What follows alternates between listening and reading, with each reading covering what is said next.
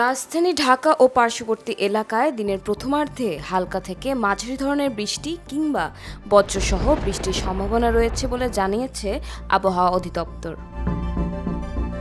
সোমবার ২৮ জুলাই ঝড় সতর্কীকরণ কেন্দ্র থেকে দেয়া সকাল ৭টা থেকে পরবর্তী ৬ ঘন্টার পূর্বাভাসে এ তথ্য জানানো হয়েছে। ওয়ালটন এখন দেশের সীমানা পেরিয়ে পৌঁছে গিয়েছে ৫০টিরও বেশি দেশে। ওয়ালটন, ঘরে ঘরে বিশ্বজুড়ে। পূর্বাভাসে বলা হয়েছে আকাশ অস্থায়ীভাবে আংশিক মেঘলা থাকতে পারে, সেই সঙ্গে হালকা থেকে মাঝারি ধরনের বৃষ্টি অথবা বজ্রসহ বৃষ্টির সম্ভাবনা রয়েছে। এ সময় দক্ষিণ ও দক্ষিণ পূর্ব দিক থেকে ঘন্টায় ১০ থেকে ১৫ কিলোমিটার বেগে বাতাস বইতে পারে বলে জানানো হয়েছে।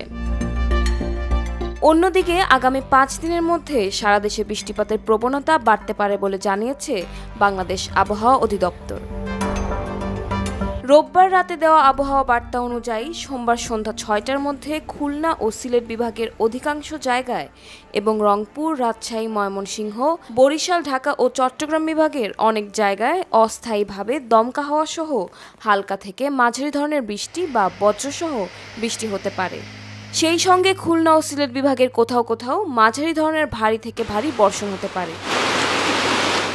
এছাড়া সারা দেশে দিন এবং রাতের তাপমাত্রা সামান্য কমতে পারে।